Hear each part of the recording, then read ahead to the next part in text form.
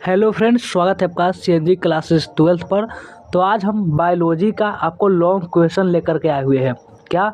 Biology का हम long question, यानी कि आप जानते होंगे कि आपको ऑब्जेक्टिव और आपको जो सब्जेक्टिव जो होता है 2 नंबर वाला क्वेश्चन से तो आपको काम नहीं चलने वाला है, क्योंकि आपको एक लॉन्ग क्वेश्चन भी पूछा आता है आपके एग्जाम में। एक नहीं, मतलब बहुत पूछा आता है, लेकिन लॉन्ग क्वेश्चन भी आता है। इसलिए हम आपको 5 ऐसे लॉन्ग क्वेश्चन लाए हुए हैं जो बहुत बार पूछे जाते हैं।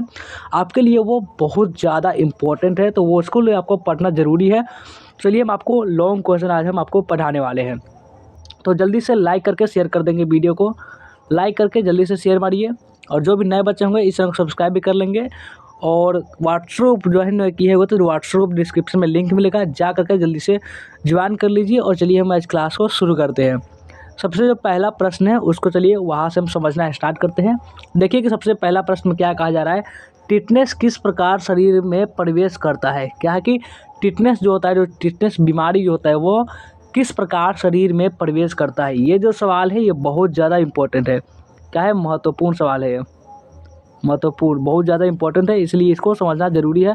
चलिए इसको हम समझते हैं कि अगर एग्जाम में एक प्रश्न आपको दिखता है तो आपको कैसे आपको बनाना है। ऐसा तो नहीं कि आपको रटने की जरूरत नहीं पड़ेगी। देखिए, टिटनेस किस प्रकार शरीर में प्रवेश करता है, तो लिखना है कि टिटनेस एक अत्यधिक भयंकर एवं घातक रोग है। टिटनेस क्या है? एक अत्यधिक भयंकर और घातक, यानी बहुत ज़्यादा भयंकर और घातक रोग है, जिसमें अधिकांश व्यक्तियों की मृत्यु हो जाती है। बहुत सारे व्यक्तियों की इससे मृत्यु हो जाती है।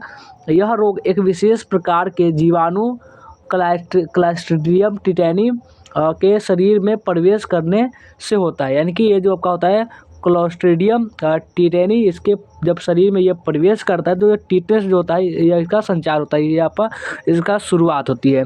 टिटनेस रोगाणु मुख्य रूप से घोड़े की लीद, गोबर तथा खाद में पाए जाते हैं। क्या क्या चीज़ में?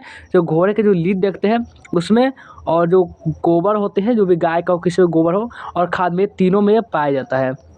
और आगे देखिए, जब कभी कहाँ चोट लग जाए, यानी कहीं चोट लग जाए या कट जाए तो उस स्थान से टिटनेस के रोगाणु रुधिर में प्रवेश कर जाते हैं। इसलिए आप भी देखते होंगे, जो भी आपका भाग जो होगा, शरीर का जो कुछ अंग जो आपको कट जाता हो तो आपको माता पिता कहते होंगे कि गोबर उसमें नहीं लगाने के लिए, यानी गोबर से नहीं छूने के लिए, नहीं तो टिटनेस हो सकता है। तो ये आप जानते होंगे, क्योंकि आप सभी के कहे गए होंगे, तो सभी का माता पिता कहते हैं। तो उम्मीद है आपको कि सबसे जो पहला प्रश्न था ये वाला, टिटनेस किस प्रकार शरीर में प्रवेश करता है, ये आप समझ गए होंगे। अगर समझ गए होंगे तो चलिए अगले प्रश्न पर आते हैं और हम अगले प्रश्न को समझते हैं। देखिए, नेक्स्ट क्वेश्चन आपका कह रहा है कि एड्स रोग के रोगजनक की खोज के बारे में बताइए। एड्स जो रोग है इसके बारे में तो सभी प्रचलित रोग है, आपको हर एक स्टूडेंट जानता होगा, आज के बच्चा इसके बारे में सुना जरूर होगा कि एड्स रोग, इसे आपको सुना जरूर होगा। तो एड्स रोग के रोगजनक की खोज के बारे में बताना है। ये आपको लॉन्ग क्वेश्चन में आ सकता है, शॉर्ट क्वेश्चन तो छोड़िए, लॉन्ग क्वेश्चन में ही आएगा ये। तो कैसे लिखना है? सबसे पहले बात करना है कि HIV यानी ह्यूमन इम्यून, क्या है कि ह्यूमन इम्यूनोडिफिशियेंसी वायरस, यानी कि ये जो इसका फुल नाम है, क्या इसको हम HIV के नाम से जानते हैं, इनकी ह्यूमन इम्यूनोडेफिशिएंसी वायरस। तो इसमें आपको बताया जाए, ये सन 1981 में अमेरिका में एक सर्वे किया गया, यानी कि अमेरिका में 1981 में अमेरिका में एक सर्वे किया गया था, जिससे ज्ञात हुआ कि वहाँ रहने वाले कुछ समलैंगिक युवकों में जिन्हें मादक पदार्थ लेने की आदत है, मादक पदार्थ जो कि आप जानते हो शिखर गुटखा ये सब आप जानते हैं, और त्वचा कैंसर तथा जो भी आप बीड़ी सिगरेट ये सब पीता है, इससे क्या होता है, ये कैंसर भी हो सकता है। त्वचा कैंसर तथा न्यूमोनिया जैसे घातक रोग होने लगे। इन युवकों में इन रोगों के प्रति प्रतिरक्षण क्षमता भी बहुत कम हो चुकी थी। सन प्रतिशत समय, यानी कि रोगों से लड़ने की जो क्षमता होती है वो भी कम हो चुकी थी। 1984 में, जो ये आपका साल दिख रहा है ईयर, ये आपको याद रखने योग्य है क्योंकि ये एग्जाम में आता है। और रॉबर्ट, क्या है कि 1984 में रॉबर्ट गैलो ने बताया कि यह रोग एक अज्ञात रेट्रोवायरस श्रेणी के वायरस के संक्रमण में होता है। और सन 1986 में वायरस नामकरण को अंतर्राष्ट्रीय समिति इंटरनेशनल कम्युनिटी ऑन वायरस प्रतिरक्षा अपूर्णता वायरस, यानी कि ह्यूमन नॉमेनक्लेचर, यानी कि ICVN ने इस वायरस को मानव इम्यूनोडेफिशिएंसी वायरस, यानी कि HIV नाम दिया। तो यही पे इसमें पूछा है कि एड्स रोग के रोगजनक के बारे में आपको बताना था, कि ये इसके बारे में आपको उल्लेख करना था। ऐसे भी बोला सकता, घुमा फिरा कर भी बोलेगा तो अभी आपको इसी प्रकार से लिखना है। तो दूसरा प्रश्न था काफ़ी इंपॉर्टेंट, आप समझ गए। आइए नेक्स्ट क्वेश्चन पर। नेक्स्ट क्वेश्चन है आपका, मानव रोगों के प्रकार बताइए। मानव रोगों के प्रकार बताना है तो मनुष्य में उत्पन्न होने वाले रोगों को 2 श्रेणियों में बांटा गया है। कितने श्रेणी? 2 श्रेणी। एक है आपका देखिए अनुवांशिक या जन्मजात रोग। मनुष्य में ये रोग जन्म या गुणसूत्रों में गड़बड़ी के कारण हो जाती है। एक है आपका अनुवांशिक या जन्मजात रोग और एक है आपका उपार्जित रोग। तो दोनों चलिए एक्सप्लेन करते हैं तो इसको समझेंगे। अनुवांशिक या जन्मजात रोग, मनुष्य में ये रोग जीन्स या गुणसूत्रों में गड़बड़ी के कारण हो जाते हैं, यानी किसी कारण से कुछ गड़बड़ी के कारण हो जाते हैं और पीढ़ी दर पीढ़ी स्थानांतरित होते रहते हैं।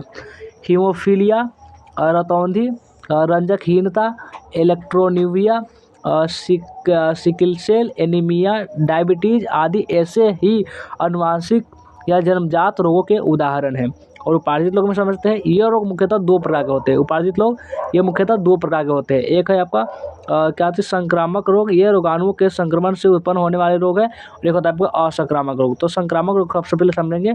ये रोगाणुओं के संक्रमण से उत्पन्न होने वाले रोग है जो एक मनुष्य से दूसरे मनुष्य में फैल सकते हैं। क्षय, जिसको हम टीबी भी बोलते हैं, फ्लू एंड इन्फ्लुएंजा, नजला, जुकाम, मलेरिया, चेचक, प्लेग, खसरा, डिप्थीरिया, उपदेश, सुजाग, एड्स आदि, ये सब जो है आपका संक्रामक रोग है, यानी कि एक दूसरे में फैलने वाले लोग को हम संक्रामक रोग कहते हैं। सीधी भाषा में आप जानते होंगे। आइए अब असंक्रामक रोग को समझते हैं।